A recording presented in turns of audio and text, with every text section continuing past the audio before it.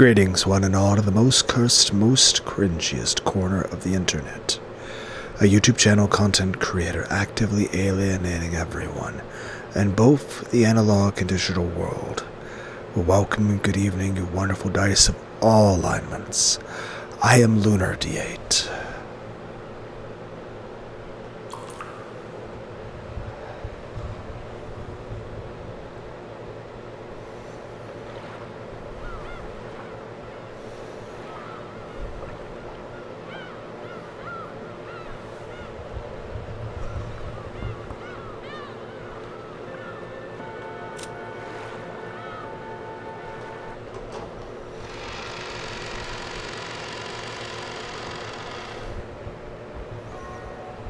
St. Lucia Academy, after 1986.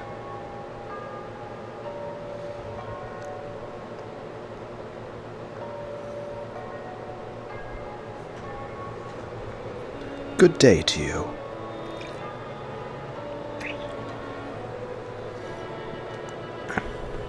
Good day to you. Good day to you is the standard greeting used here. No matter how many years pass by, this style of greeting still feels very awkward. Even though I'd responded to the greeting in order to stifle that awkward feeling, the classmate who had spoken looked at me blankly. Huh? Giggle, giggle. Huh, what's that? It seems you're mistaken. Their choice of words and manner were certainly what you'd expect from a school for rich girls, but the actual meaning was as innocent and cruel as you'd expect from kids that age. It seems they found it funny that I'd mistakenly thought the greeting was directed at me. No, it might be the opposite. Maybe they didn't know how to react after being suddenly greeted by a gloomy, quiet kid like me. No, judging by the gazes of my classmates who were looking this way over their shoulders and whispering to each other, it looked as though some of them considered this refreshing morning ruined. I was dark, because I was disliked. So, trying not to get in the way of everyone's refreshing morning anymore, I stooped lower and entered the classroom, almost like I was cutting through the aisle in a movie theater while the movie was running. This is an all-dorm school, St. Lucia Academy. It's not a school that anyone can get into by taking a test. It's a hidden rich girls' school known of only by a select group of celebrities from various fields. For lofty nobles who truly wish their daughters could be raised like saints, this is probably the ideal school in which to protect them from the impurities of the common world. But at the same time, it was probably also convenient for nobles who wanted to confine daughters they didn't want out in public, as well as an academy isolated from the impurities of the common world. It also held excellent potential as a prison school. I was truly among the latter and was confined in St. Lucia Academy, forced to live my life in dreariness. Of course, there weren't that many students like me, and you couldn't tell us apart at a glance. However, even if we never fussed up about it, you could usually figure out who we were by watching how we acted. After all, we were always hanging our heads with an expression on our faces as though the whole world had abandoned us. Anyway, every class had one or two kids like that, so even if they didn't speak up about it, you could guess who they were. Therefore, even though I never confessed that I was one of those kids, at some point everyone in my class knew about it. Just like how the seriousness of an injury becomes a sign of status in a hospital room, how noble a birth one had became a sign of status here. Those girls who couldn't be acknowledged in public were probably nothing more than filth to the others. They must have thought that getting involved with such students would dirty them as well.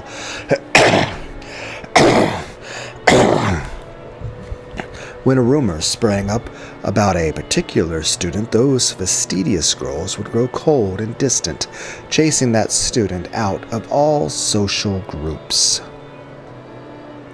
Thanks to that, I led a quiet school life like this, all by myself. Well, that's only if hearing people whisper behind my back, finding my things lost or broken all the time, and having everyone pretend like they didn't know anything, can be called a quiet school life. Even this early in the morning, I must look worn out. I can almost understand why my other classmates who had a refreshing morning looked at my face and wanted to click their tongues. Consciously trying to do as I should and avoid tainting my classmates' morning, I quietly took my seat. Then, unusually, someone came to talk to me. It was the class leader. "Good day to you, Ushiromiya-san. You seem to be in a bad mood this morning. Were you able to get enough sleep? Is there some business you have with me? You're the only one who has not submitted her questionnaire for the class presentation." Did I say presentation or presentation? "Ushiromiya-san, did you forget that the deadline was yesterday? I'm pretty sure I heard something about that last week, but I thought the questionnaire hadn't been passed out yet. The details would be written there, so there shouldn't have been any need to remember them beforehand." "I wasn't given a questionnaire. That can't be. I believe the dormitory leader handed them out to everyone. If you lost it, all you have to do is honestly say so." "I lost it. I'll fill it in right now, so could you give me a sheet?" Again, either someone lost my sheet, or they intentionally didn't tell me about it, but I have no way of knowing who was behind that. In the end, treating it as though it was my own carelessness would settle everything more quickly. Once you filled it out, drop it in the questionnaire box in the student council room yourself, or our class is the only one that didn't get everyone's in by yesterday. As I hung my head at the class leader's scolding, I could hear the giggles and whispers of people watching coming from no direction in particular. "Ushiromiya-san did it again. She's just so careless. She doesn't deserve to be in this school. She has no dignity and no manners at all either." Yeah, say either or either. "Sorry, girls, but I've dealt with much worse when it comes to unfair personal attacks." As I froze my heart and let those arrows of ridicule pass by, I quickly filled out the questionnaire. When I learned that father and mother and Oni-chan and all the rest of my family had died, I was at the house of my grandpa on my mother's side. The only survivor of the accident was Ushiromiya Eva. Only Aunt Ava. Even at that time, I hadn't really liked Aunt Ava. At a glance, she would act kindly, but even as young as I was, I could see that she was somehow making fun of father and the rest, and I hadn't liked it. So when it was decided that Aunt Ava would take care of me, I was pretty miserable. Maybe it wouldn't have mattered if that gentle Uncle Hideyoshi and George Oni-chan had been with me, but I hated the thought of living all alone with Aunt Ava. You guys say aunt or aunt? I'd frankly said that to Grandpa, hoping to live together in his house. However, Aunt Ava had been very insistent that she should be the one to look after me. She had no desire to remarry, so as her successor, I was essential if the Ushiromiya family was to continue. Aunt Ava felt very strongly about the family. She insisted that she take charge of me right away so that she could give me an education and lifestyle fitting for a successor. After that, it seems that confusing negotiations with lawyers took place, but in the end I was forced to go live with Aunt Ava.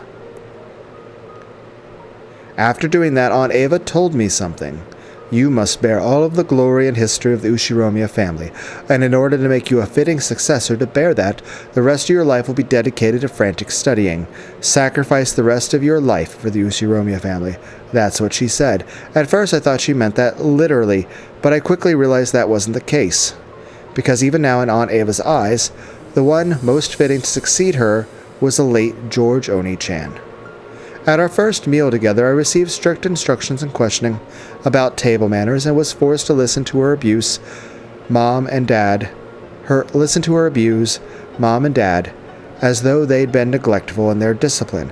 I also received the same strict instructions regarding manners at my first party, and my clumsiness had been disparaged in front of everyone, forcing me to endure insults to mom and dad as well. After that repeated over and over, I eventually began to understand. Aunt Ava really didn't want to make me her successor. She thought She thought George Oni-chan was the only one truly suited to be her successor, and she couldn't forgive the fact that it was to be me instead, so she insulted me in front of lots of people. She humiliated me, she made it known exactly how I was inferior to Oni-chan, to both acquaintances and strangers, surely in place of a memorial service for her dead son, or rather she must still be mourning his death. However, that wasn't something I could endure. I couldn't possibly live together with Aunt Ava. I was kept like a pet, my life continually compared with her dead son's. I understood that even when I was still in an elementary school.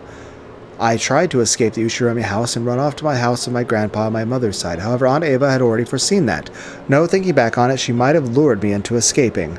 I was caught by the guards and brought back. And for being a coward who had smeared the Ushiromi family crest with mud and tried to throw it away in a way that makes my whole body shake and shiver just remembering it, I was punished. How should I describe what Aunt Ava was like when she punished me? In a frenzy? Gleeful? I saw the anger and sadness of losing her beloved son. Yes, a beloved or beloved, as well as the hatred and pain from me stealing that inheritance from the son who should have received it, and the dark pleasure at being able to let those feelings out on me. I was hit with all those negative emotions at once. Then all of my free time and freedom to act was stolen, and I was put under surveillance around the clock. I may have lived in a gorgeous mansion dressed in expensive clothes, but my heart and my dignity had been trampled upon, and I was the Ushiromi family's slave, its cattle. Compared to that lifestyle, the derisive, do I say derisive or derisive, laughter of my classmates here was calm and pleasant. It caused my heart no trouble.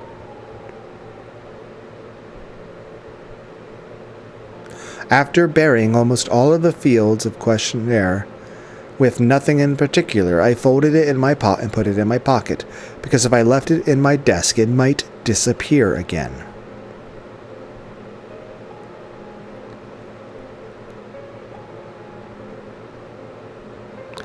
During lunch break, after dropping it off at the post box in the student council room, I finished lunch by myself as usual and headed behind the school building where no one else could be seen. Only my time by myself could protect me from the derisive laughter and gossip.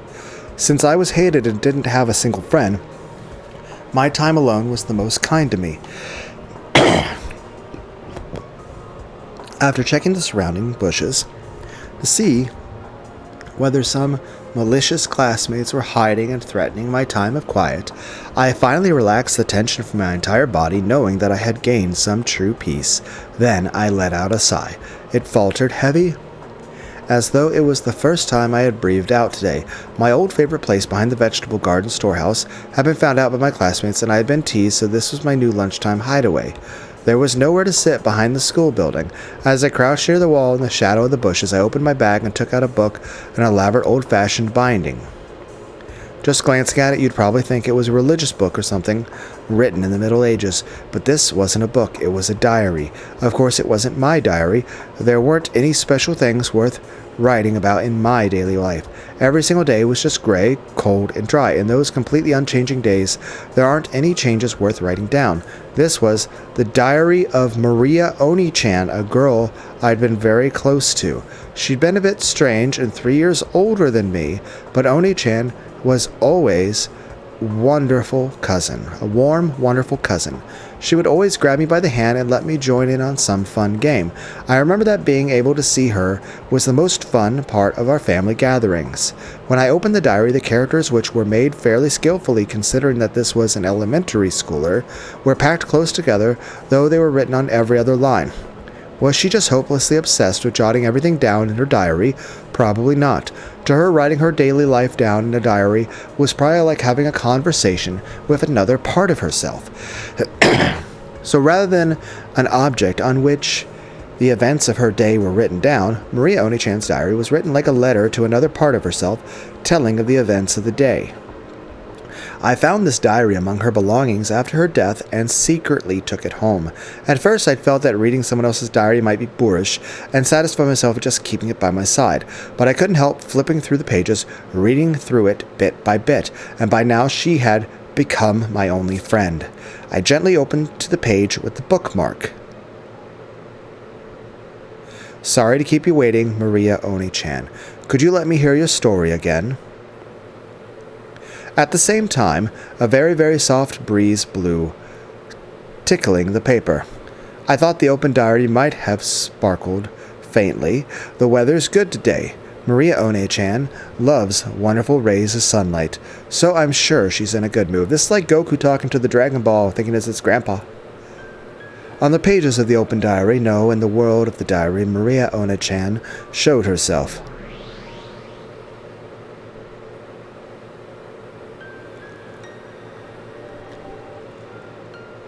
I'm pretty sure she was 9 when she died, so her form was already younger than me, but I call her One-chan, so she affectionately calls me Angie. Ooh, Angie, you were slow getting here today. Was it packed at lunch? Yes, it's always packed. Groups of friends set up camps in the seats, and they stay there even after they've finished eating. It's pretty fatal if you get to the dining hall late. I was on cleanup duty today. Ooh, I eat fast. The faster you eat, the more you can play. Ooh.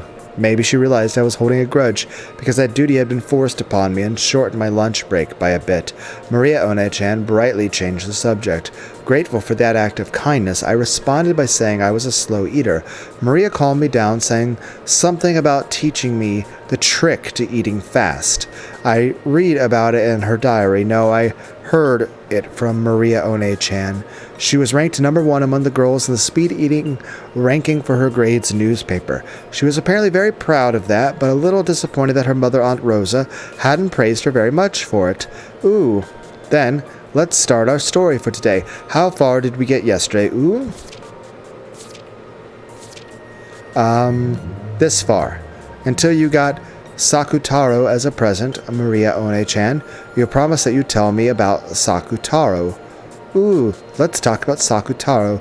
You know, Sakutaro is a really cute stuffed animal. I'm sure you'd like him too, Angie. Ooh. Yeah. Tell me that story. The only time I can relax at school is when I'm listening to your stories during lunch break. Ooh, I'll tell you about it. Sakutaro was really, When I looked at Maria One-chan, who was always in a good mood, it made my heart feel warm as well. As I listened to her tale, I began to get absorbed into her world.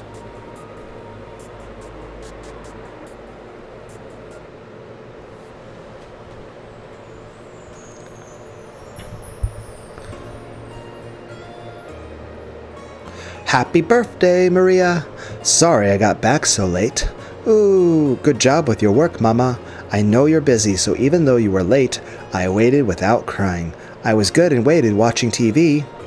Yes, you're such a good girl, Maria. As a present for waiting politely, you can order anything you want today. Of course, only as much as you can eat, okay? Ooh. Today, can I change my corn soup to onion gratin soup? Yes, that's fine. Ooh, it's 200 yen more expensive, but can I change it to prosciutto pizza? Yes, that's fine, if you really can eat it. But that's okay. It's your birthday, after all. There must be a reward for the good girl who waited so patiently. Ooh. Then, can I have enchilada cheesecake for dessert? That sounds horrible. And then chef's choice fruit salad and kids' french fries. I want to drink melon soda too. Ooh. I'm a good girl. Mama praised me. Ooh. Giggle. You're getting a little too excited. If you don't quiet down a bit, you'll disturb the other customers. When Rosa gently admonished her, Maria stuck her tongue out and eased up a little. But it seemed that she was having a hard time repressing her excitement at being able to eat out with her mother after such a long time. Today was Maria's birthday. Rosa always tried to let Maria spend her birthdays at great restaurants. When Maria had been in kindergarten, they sometimes invited other kids from the neighborhood over and had a party at home. Rosa would make a wonderful cake and snacks and decorate the house herself, making it a huge celebration. But when they moved and Maria no longer had friends in the neighborhood, Rosa had started splurging at expensive restaurants instead. However, today, they were in a normal family restaurant. It was also a little late in the day for a kid like Maria to eat there, even with a parent. Actually, she had gotten reservations at a fantastic place that would surely have pleased Maria. Of course, she had also prepared a wonderful cake with Maria's name written on it. But Rosa just hadn't been able to finish up her business and had been forced to cancel. Since that plan had been traded for a local family restaurant, Rosa felt a little indebted to Maria. So she was prepared to spoil Maria a bit and let her have whatever she wanted tonight. I remember a job I worked at for like 7 or so years. I was working a little bit toward the very end of my divorce. My son's, like, his really giant teddy bear got dirty. I won't go into the details on that, but that job I was at for like 7+ years. The only time I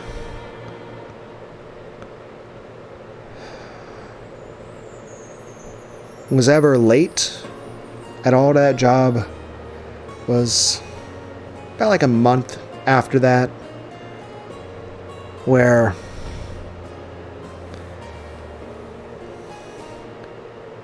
it was pretty much the night before the divorce being official, and well,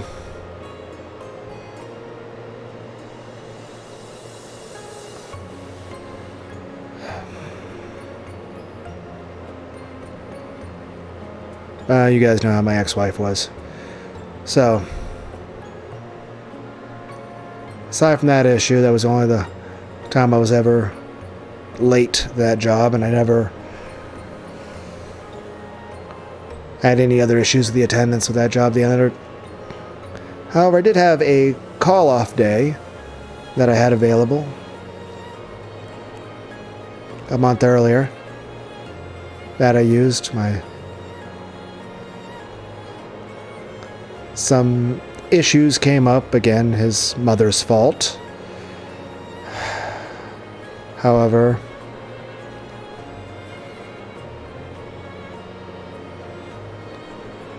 I decided to use my one call-off day for the sake of helping him with what was happening due to his mother. And I remember going to a 24/7 laundromat, because even though I have a washer and dryer, that one teddy bear is just way too big to fit in a washer and dryer. So there was this giant, big-ass washer and dryer that it cost $5 just to do one load, which is just to clean the teddy bear that had gotten messed up.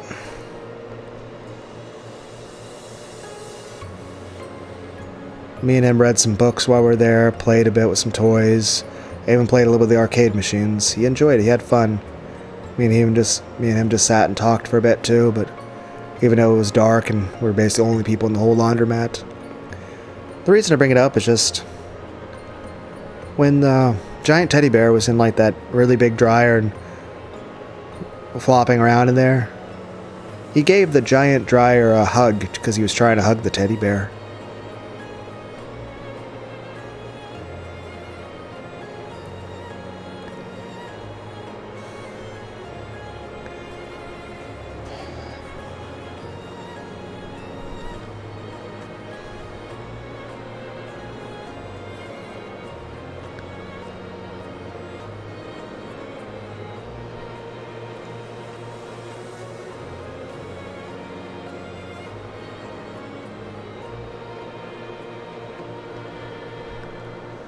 That's funny. I did everything I possibly could to try to be a good father to him, and heck, I was usually criticized as being overprotective and overly doting to him. I'd read him books every day, take him to the park every chance I could, taught him to talk and walk. His first words were I love you, Daddy. Or Daddy, and I love you. I remember a couple times when I started this channel, I tried to read some Winnie the Pooh in the first of the few videos, and I sounded like a demon trying to read that stuff, because reading it to a fucking laptop, the grief and anger in my voice came out, and, well, I definitely didn't sound anything like I would when I would actually be reading to him. You know, I'd sound happy, and he'd be happy, and we'd both be smiling, and it's like...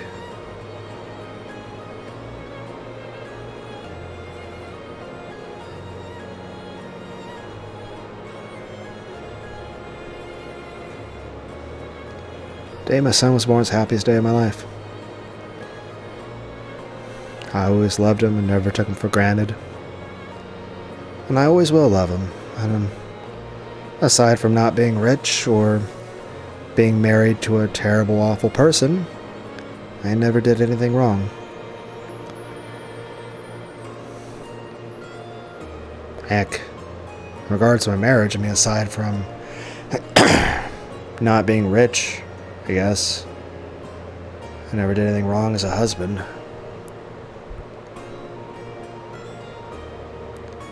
It's just...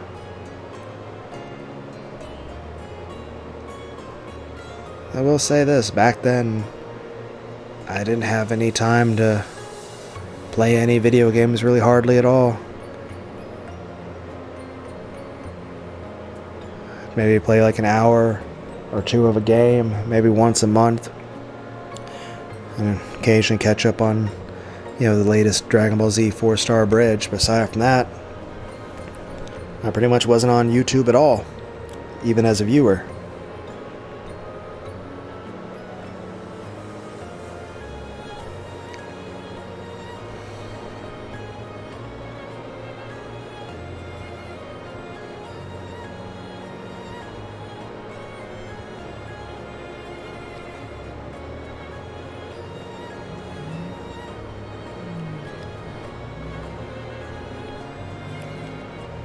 I keep saying I'm going to try not to talk about this anymore. I mean, I've talked about it enough on the channel, along with other personal things. I need to just focus on the story. And I'm grateful my son's doing good as far as I know, wherever he is. So that's good. And at least I know the child support I pay for him at least is used on him. So he's at least being well taken care of.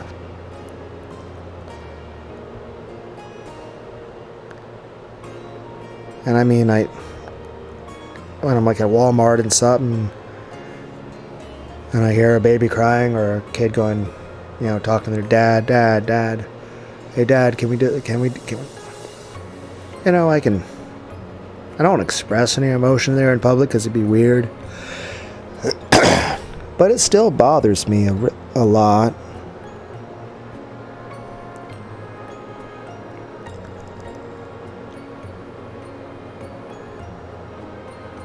Heck, it's been a really long time since the divorce, and yet the car seat that he had when he was like 2, it's still in my car. I still have it in the back seat of my car. I have a 3-inch scar on my right inch, a 3-inch scar on the right arm, around my last Christmas being married to my ex-wife by. And my son's bedroom still looks the same as it was even before then, even though he would never be able to fit in his toddler bed anymore.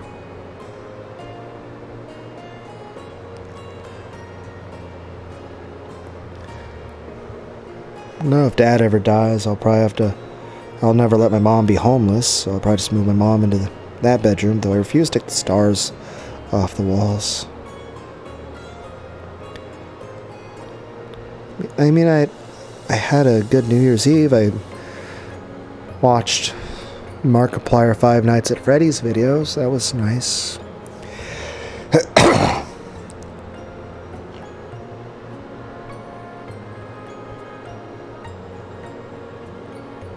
Heck. You guys remember how like a lot of animes have that piece of toast meme? That's kind of funny, isn't it?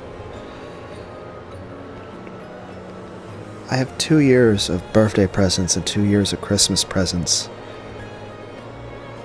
sitting around.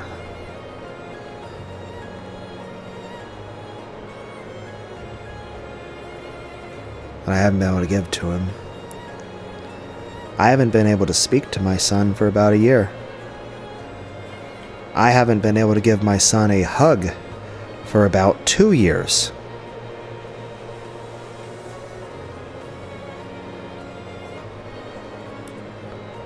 Then again, in general, when it comes to life, I don't really remember what a hug feels like, aside from occasionally giving my mom a small hug whenever I see her, but that's usually once or twice a month.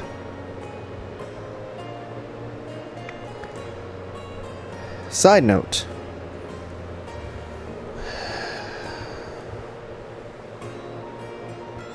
One of my nieces, the oldest one, my surviving sister's eldest daughter, is moving, so me and my dad, technically he's my stepdad, but I consider him my father. Me and my dad are going to be helping, because me and him are going to be the ones lifting like the dresser and the bed and a big ass heavy desk that's, I feel like it was built to withstand a fucking nuclear holocaust. Because even when you take that desk apart, it's like made out of like fucking solid wood. It's like a 200-pound fucking desk. It's awkward as fuck. And I don't know who's going to be riding in what cars or anything, but I'll be honest, I hope I'm not riding in the truck alone with Dad. Because that's going to be awkward as fuck. It's going to be an hour drive to the place where, like, the apartment or whatever it is. And it's going to be me and my, like, 76, 77-year-old stepfather who is a hyper-religious deacon. And me and him have not exactly gotten along. So it's either going to be an hour car drive listening to nothing but gospel music, because heck, he finds even Christmas music to be pagan and satanic. So we're either going to spend an hour listening to gospel music, or an hour in complete fucking silence, or an hour of him bitching at me that I need to go to church and give more money to the church, and I need to pay tithes, and that I need to turn to God and stuff. You know, his definition of turn to God is I need to pay tithes to the pastor. That's literally his definition of turning to God, is that I just, you need to give more money to the church. That's just, and the man he pays tithes on his pre-tax income and gives money beyond that.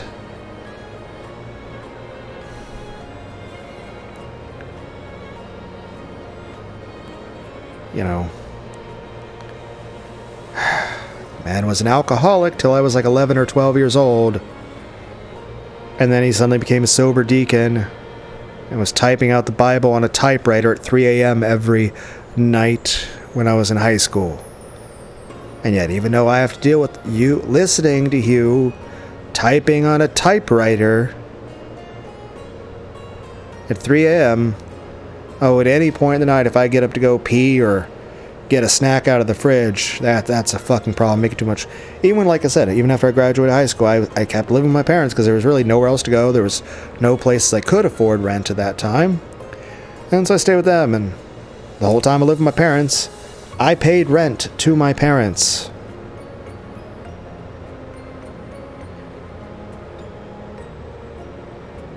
Looking back, I should have moved out a lot fucking sooner. Then again, I didn't. And then again, I also, when I was moved out, eventually I was like spending a lot of time, you know, living with a psychotic, bitch, abusive, adulterous wife. And trying to take care of my son.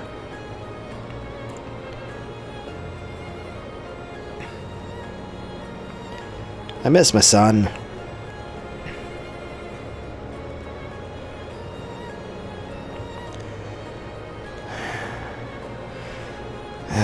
Like I said, when I first got divorced, he was coming over on the weekends for the first year and a half.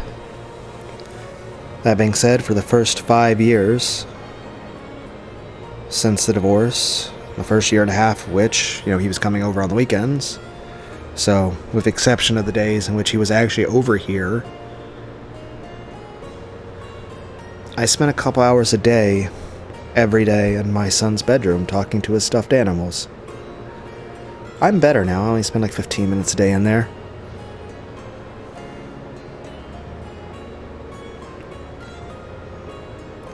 After the first year and a half or so, there was the COVID pandemic stuff and lockdowns, and though technically a couple months before that, his guardian started arguing that he shouldn't be spending the night anymore, but he still came over the weekends. Tried to argue against that, did not win that argument.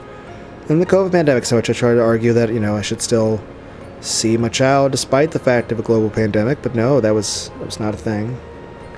So, went a year and a half without seeing him in person.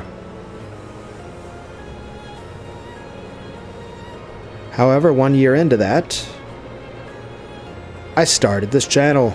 It's an emotional outlet, a place for me to talk about a filter. After all, I always enjoyed Let's Plays, and heck, for a long time I wanted to do Let's Plays. I just didn't have the money, technology, or environment to do so. Then again, I'm using the same laptop I've had since I started this channel. We're now on year 6 of me doing videos. And this laptop occasionally feels like it's dying. And there are very limited things it can do technologically, other than just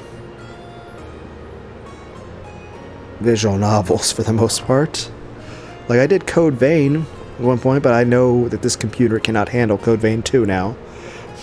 Heck, somehow I got away with being able to do the Resident Evil 7 and 8, and the computer worked, but then I was very early on, like year 1, I think. Whereas now, like, I remember, I think year 3 or year 4 by then, trying to do Shadow War was like a PowerPoint presentation of me cussing while Italian stabs an orc. But yeah, after the pandemic stuff, I was able to see my son again. I was at least seeing him maybe like 4-6 times a year. That went on for a couple or so years or so. And then, well, like I said, it's been about 2 years now since I've been able to give my son a hug or see him in person. Which is kind of hilarious, because the last time I saw him in person, he was really happy and he had a lot of fun. And I was able to give him a bunch of hugs and lift him up in the air, and he was super happy about that. And when I had to leave that day, he was wanting me to stay. He's like, "Can Daddy stay longer? Can Dad come over again tomorrow? Can Daddy come over again next week?" And like, "Oh no, we'll be busy, but maybe we can have him over the week after that." And I was earnestly looking forward to that. However, I kept sort of getting sidelined, pushed aside, and just trying to talk to him here or there on the phone a couple times. Then after like half a year of that, it was just like,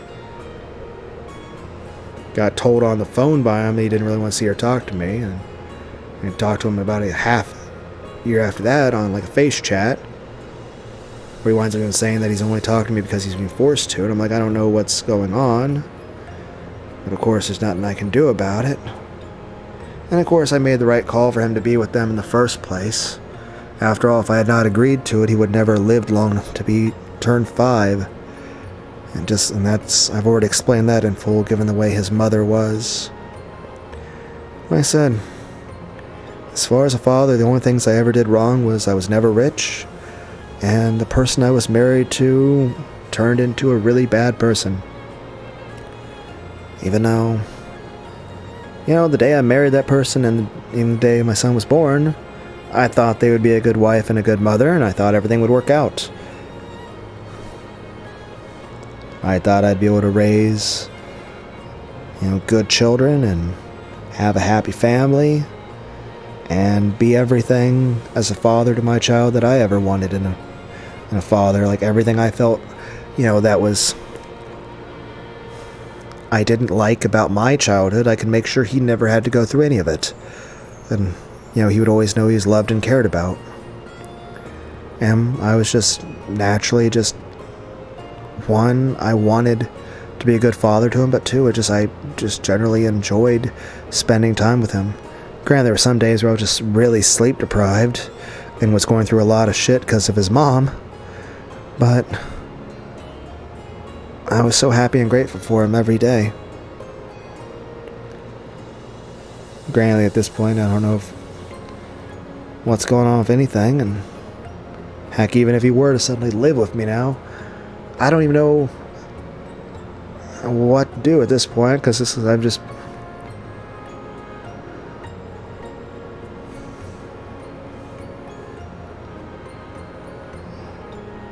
It's just, I don't know. Not that that'd ever even be an option, but even then, I don't even know how anything would function anymore. And plus, there's all these concerns about the world. Like, then again, you never know. I mean, heck, I grew up in a church where it's like, hey, it's a 3-hour church service where half the time the pastor's calling for tithes and offerings. The other half, he's talking about the end of the world and the apocalypse, and he's speaking in tongues every Sunday. And it's just... don't get me wrong. I'm glad, the adults in the past quit drinking. And I'm glad they never went back to it. And I think it's good to believe in God. I mean, I believe in God and Jesus. But it's just...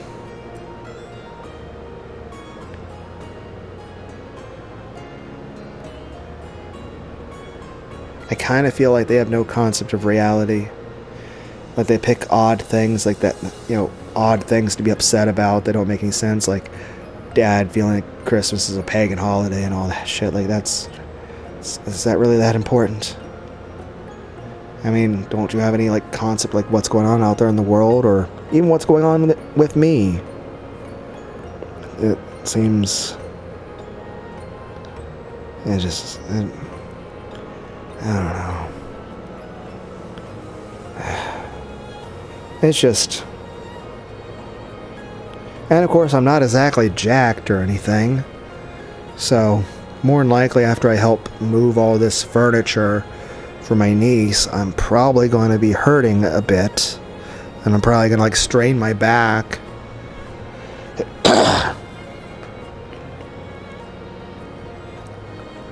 So that'll probably be less than pleasant.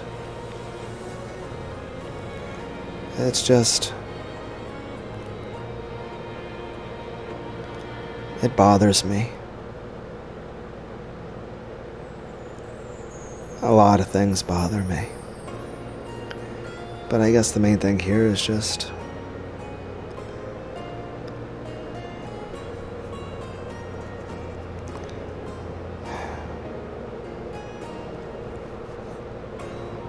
and of course I do worry about my son. But yeah, I guess the main thing I'm just trying to say is just... I miss my son. I hope he's doing well. I hope he had a good Christmas. I hope he's staying warm. I hope he's happy. I hope he's learning a lot and being a good person and getting smart and being healthy. Though, I don't think he will ever understand just how much I love him. And at this point, I think he probably hates me.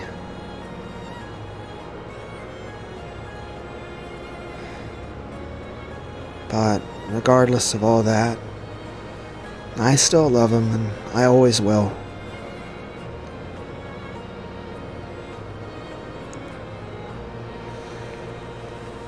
And I just want what's best for him, and I hope he's doing well.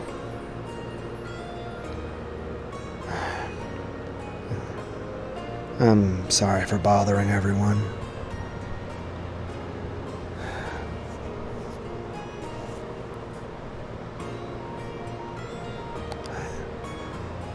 I need to...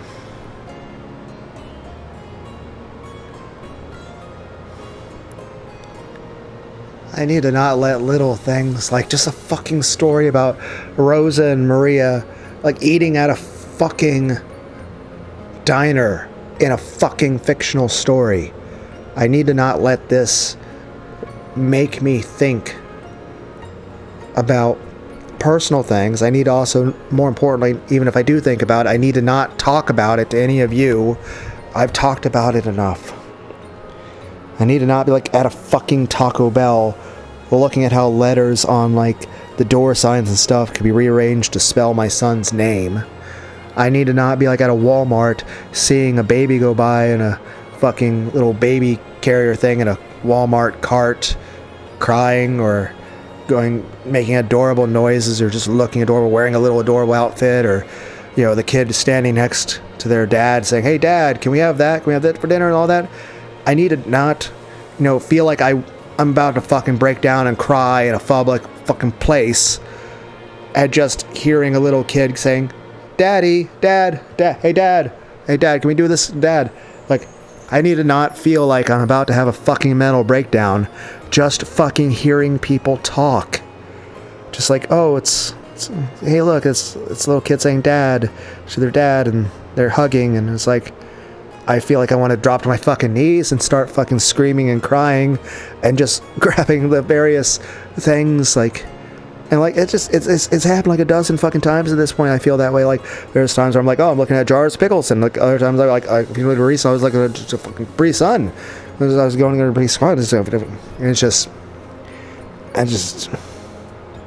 granted, I don't react or do anything in public. No one can tell. I'm just the guy standing there reading the, you know, the price labels and the ingredient stuff for the various things and deciding like, oh, what should I get on this shelf? And, you know, for the most part, I'm basically invisible to everyone anyway. And heck, in general, when it comes to people in reality, people in the stores and stuff, I'm either invisible, they don't see me at all, or they're just generally grossed out and disgusted by my appearance. Then again, that's understandable. I'm ugly as fuck. That's predominantly the main reason why I've ever struggled with any kind of relationship, is because apparently, then again, that's also perhaps just low self-esteem things. The fact that a lot of people have said really bad things when I was bullied a lot in school. Then again, I also own a mirror. So it's not like, oh, I feel bad because what people say to me. No, I feel bad because I look in a fucking mirror and I see what I personally don't mind my appearance. I just wouldn't date me, okay? That's the main thing I have to say. If I met me, I would not be interested in me. I would not find me attractive. I would not want to date or do anything with me. I do not have any attraction to myself.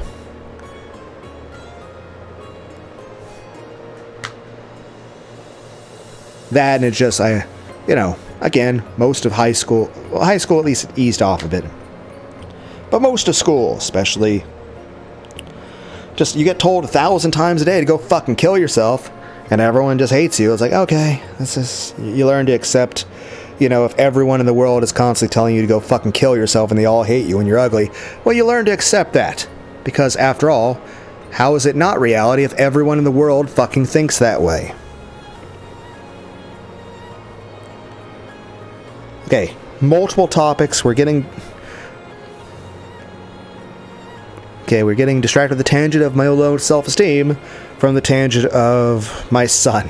It's like, and it's just, but it's like, and the thing is, it's never going to stop fucking feeling that way. There's never going to be a time where, like, okay, enough time has passed, I stop feeling sad about missing my son, or feeling upset that even if I suddenly am able to see and talk to my son every fucking day from now on, there's still all that time that I missed out on, and all the fucking shitty things that me and him had to go through that we didn't fucking deserve to have to go through. Even then, concerns about how he's becoming a different person than what I probably envisioned for him when he was younger. Like I feel like he's being raised to be an asshole. Because a little bit of times, like, I heard him say certain things, it's just the way he talks about, like, and again, it's been a couple years, really, but, like, the way he talks about his friends or other people, or just behaves is like, granted, I understand, it's like, he was it feels like a very different person than what he was when he was, like, very young. But again, I mean, I understand he's a 2 and 3 year old as opposed to as old as he is now, and of course, I don't know what the future holds for him, let alone, I don't even know if, like, we're gonna have, like, a fucking civil war, World War III, nuclear apocalypse, we're gonna have Fallout video game in real life, second coming of Christ, maybe a fucking pole shift, maybe fucking aliens will land, and fucking robots, AI sentient robots will be a fucking thing. Maybe we'll have a PlayStation 6, who knows? Maybe there will be real-life sentient androids that'll be cat girls. Maybe they'll have giant tits. Maybe they'll even be futa. Who knows? Maybe we'll find out faster than light space travel.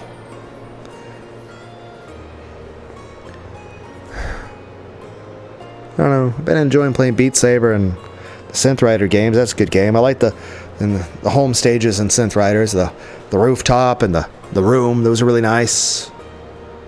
Just really chill things. I mean, I like the 3D environments. Heck, I like Spyro the Dragon. Imagine if you can go around Spyro the Dragon 3D like it is and that. Even I did a little bit of the lucidity thing, but again, that was on the laptop, so that was just me looking at a desktop. I don't think... Even if I were to get I think they have an adapter for that thing to plug it into a PC, but I don't think my laptop can handle it. I'm pretty sure it would just burst into fucking fire. But it's just...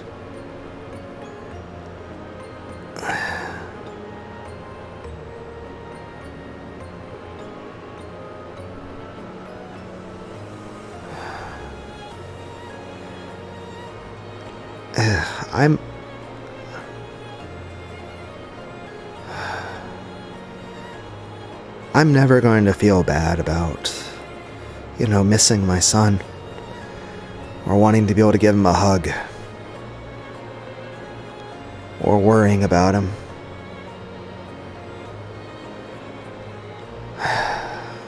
And that's fine, I can deal with that. And I'll probably never stop feeling like if I'm in the middle of a store or a restaurant or something and I hear some kid crying or like a little baby or a kid saying, Dad, Dad. Like I'm probably never going to stop feeling like I want to just start screaming and crying and throwing shit. Even though I don't do that, I just stand there and, you know, no one's aware that I exist. But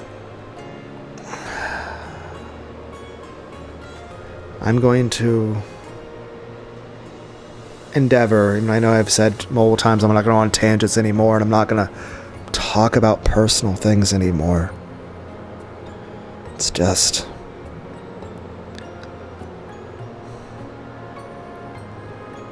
yeah, it's just... it's just... and it's... I mean, it's so fucking stupid. I feel like I want to cry in public just hearing some kids say daddy. To be so fucking... just... put off the plot of the fucking story that I'm reading by a situation of a parent and their child that I can't focus on the story. You know, I've been saying for a few days I was going to get a pizza. I haven't got around to doing that yet. I'm going to go do that now. I'm going to go get that pizza now. Get some extra pepperoni, some extra cheese, some onions, and green peppers, and mushrooms, and onions, and sausage.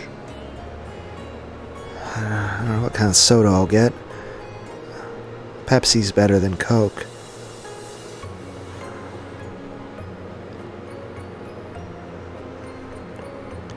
And of course, tomorrow morning I have to get up and go help my niece move and probably spend a great deal of time sitting alone, which again, I hope I'm not in the truck alone with Dad, because it's just going to be so fucking uncomfortable.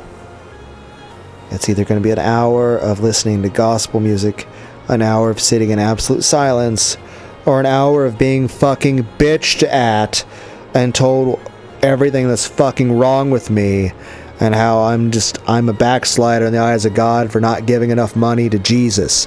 I need to give more money to the church. I need to go to the church every Sunday and give them more money.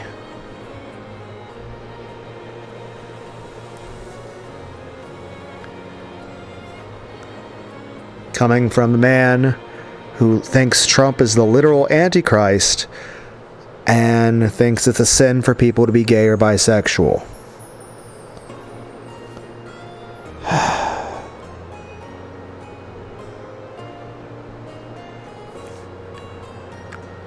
It's just...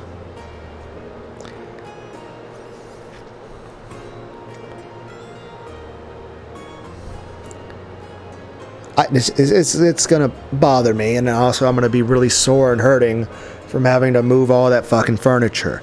Then again, we have a 38-year-old man. Well, I'm coming up on 39 years old in about a month or so,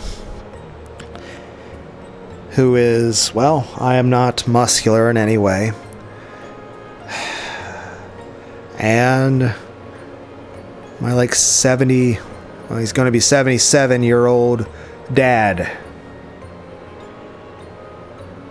So me and a 77-year-old man are going to be moving furniture.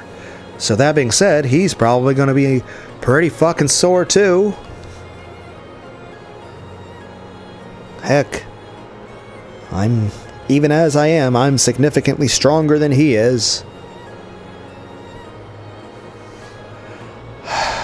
And despite my fucking issues about things, I actually do feel worried about him, because I'm like, is he going to get a hernia? Is he going to get hurt? Like, can his body handle it? Like, is he going to get hurt? And how much pain is he going to be in after it? But of course, I can't say any of that shit to him, because, well, that'd be disrespectful and making it sound like he's weak, and that'd be considered rude. But of course, I'm not trying to be rude in regards to that. It's just, I'm legitimately worried about him. Though I legitimately do have fucking issues with him too. But yeah, I apologize for this. Where I'm just like, hey, we're the thing about Maria and Rosa, hey, it's a parent and a child, and all of a sudden it's like Lunar just has to start talking about his own life and stuff, and okay, we get the point.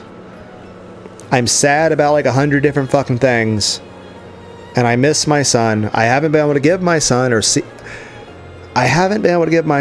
a hug in about 2 years. I haven't been able to see my son in person for about 2 years.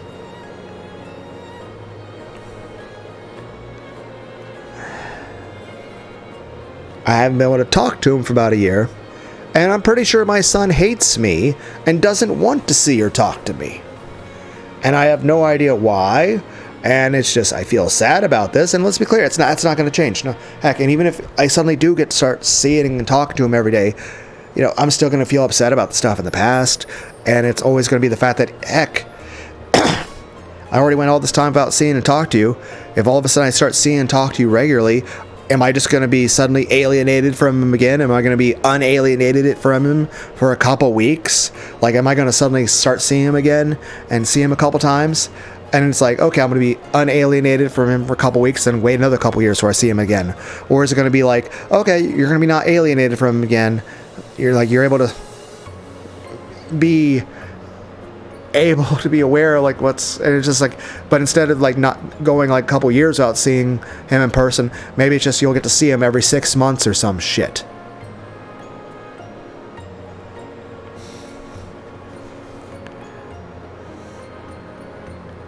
And again, another reason, like, never to have fucking kids again. Like, the day my son was born, happiest day of my life. But, like, I'm not having another child taken away from me. I am not going to have to worry about another child being neglected by their mother while I'm at work again. I'm not going to have, you know, another child be alienated from me or possibly used as a weapon and hostage against me, or be dangled over me like, well, if we disagree with this thing or this thing about you, we just won't let you see your child. And especially then, it's like, what's even the point of that when, like, that threat's, like, what you're threatening me with? What, reality at that point? Because you're already doing that to me for literally no reason. Like, there wasn't even, like, and it's just, And again, definitely never getting, you know, in a marriage again. What? So I can be stuck in a legally binding contract with the government with an abusive, adulterous, psychotic woman? So that I have someone just yelling and screaming at me all the time, even though, you know, I'm the one taking care of them. You know, it's like all the extra shit I had to pay for to take care of my wife, and yet I'm just getting yelled at all the fucking time. And above all of this, I don't want to go through another divorce, and yet people have criticizing, saying, well, if you won't go to the divorce, you should be nice to people. Like, at this point, you're saying, how, fucking blaming me, saying, oh, I wasn't, like, oh, you need to be more of a simp. That's all my fault. Like, it's like, I'm the one who went through all this shit, and then it's like, I don't get any fucking understanding, and then everyone just winds up just, it's like, well, you must have deserved it. It's like, oh, you have a 3-inch scar in your right arm. Well, what'd you do? Then again, I've already talked about that on length over and over, like, what happened that day. But it's just between all the getting yelled at and bitched at of everything.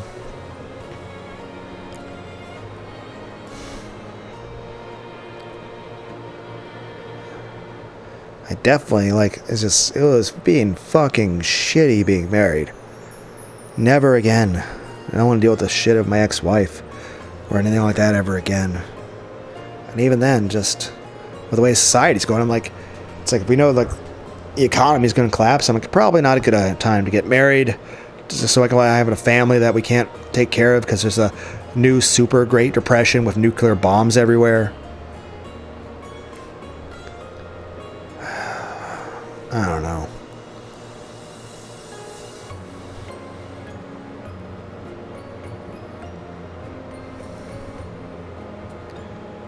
Like I said, give it time. We'll have, like, fucking aliens fucking shaking Trump's hand on the fucking White House lawn, and we'll have, like, the fucking Citadel from fucking Mass Effect.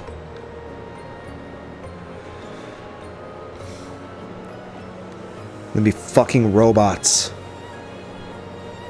And the robots will be able to run around and move. Heck, at this point, are we gonna get Gundams?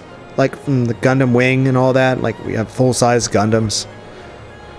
I'm just, like, looking forward to, like, watching, you know, Asmongold react to, you know, Trump and space aliens and sentient robots. And it's like, today I'm watching Kirsch react to actual fucking Gundam battles between Japan and China.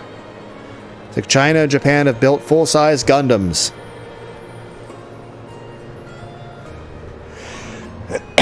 Though hopefully it'd be more like G Gundam, you know, where it's like just people like the martial artists and they're like just, it's a sport. I don't know.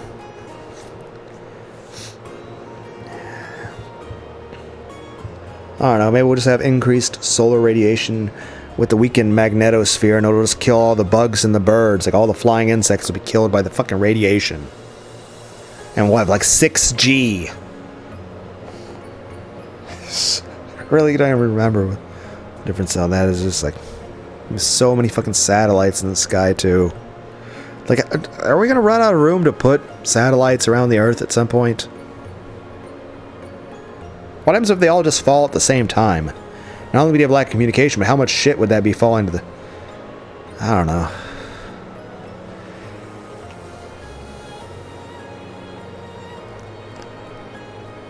Oh, I'm looking forward to the holographic, realistic big titty anime girls and holograms.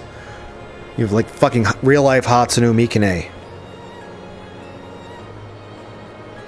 Okay. But yeah, just I'll go get a pizza.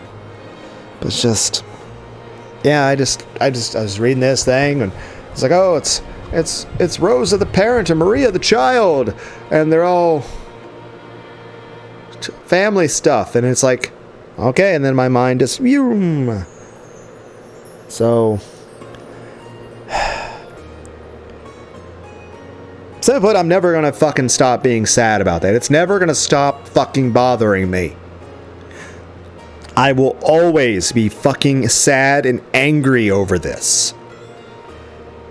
I'm still grateful to God for everything. It's not like I blame God for anything. And you know, I'm grateful for God for everything that He's done for me. I'm grateful for every blessing I've given. I'm not blaming anything, and it's not like I'm not grateful. I'm appreciative of the things that I do have in life that are good.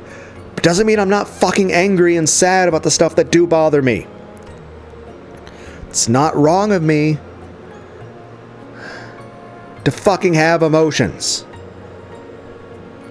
And let's be clear, they're going to be there for fucking ever. I'm always going to be fucking sad and angry about it, okay? And there's always going to be fucking things in both real life and in the fucking video games, whether it be a video game I'm casually playing myself, or a Let's Play I'm doing, or a Let's Play someone else is doing. I'm sure there's going to be 100 more fucking times over the course of just umineko, in which something happens in the story in which makes me feel sad about just things in regards to my own son and my own family situation, let alone the myriad of other things I have in my own personal life that are greatly upsetting to me. There's going to be at least 1 million more times that something is going to happen in the course of me finishing reading this visual novel, that something is going to happen or be said that is going to strike some sort of personal nerve with me. At which point, I will promptly ignore it and not fucking say a fucking thing about it, and none of you will be able to tell at any moment when or if anything is bothering me, or if I'm sad about anything, and I'll avoid talking about anything personal or showing, like, I'll just do, like, yeah,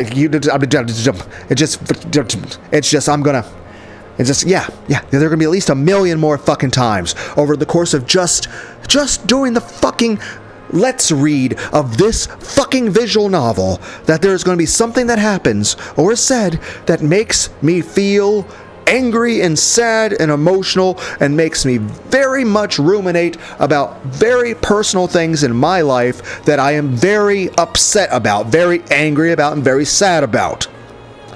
And then I won't fucking say a fucking thing about it. I will just keep reading the story, and no one will be able to tell that anything bothers me at all. Granted, it will still be fucking bothering me. I'll still be fucking sad. I'll still be fucking angry about it. But there will be, none of you will fucking know. None of you will fucking know. Nobody will know. I'll just keep fucking reading, and there will be no reaction. There will be no fucking tangent, and I'll just keep fucking reading.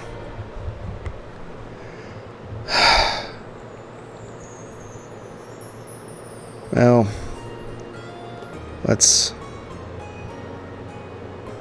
Hey look, original pictures, guys. Just...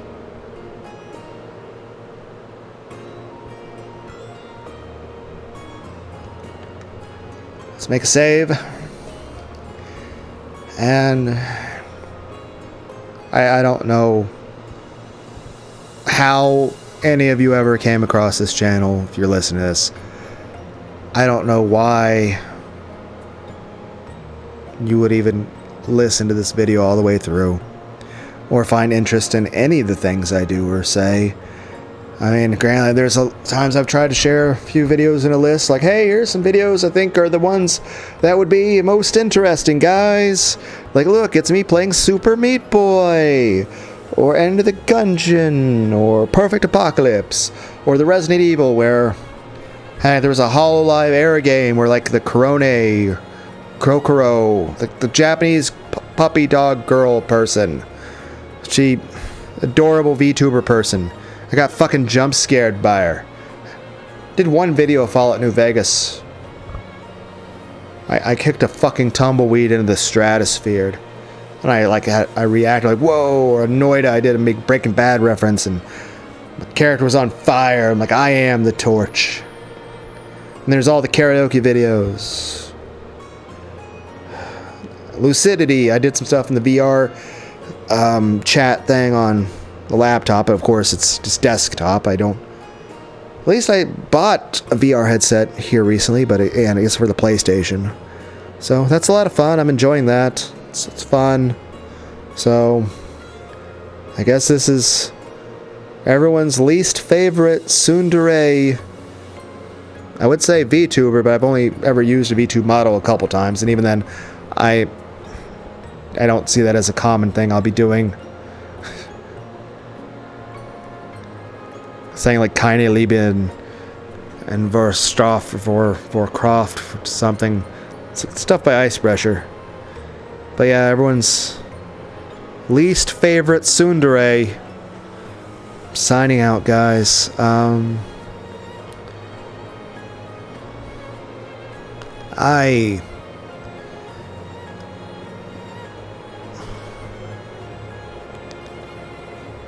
mean,